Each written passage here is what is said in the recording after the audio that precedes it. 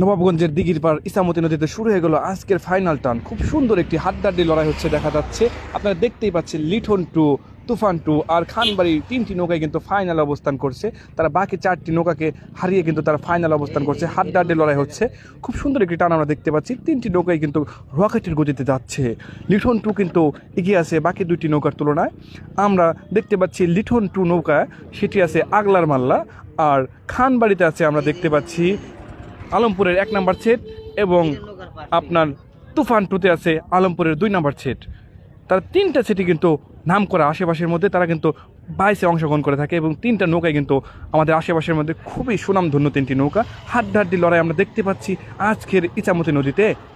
শেষ পর্যন্ত দেখা যাক কে ফার্স্ট হয়। আমরা দেখতে পাচ্ছি লিঠন টু কিন্তু তাদের দুটি নৌকার তুলনায় অনেকটা এগিয়ে আছে। আজকের ফাইনাল খেলা কিন্তু লিঠন টু চ্যাম্পিয়ন এবং খানবাড়ি সেকেন্ড এবং তুফান টু কিন্তু থার্ড হয়ে এলো। যাই হোক, সকলে ভালো থাকবেন। আল্লাহ হাফেজ।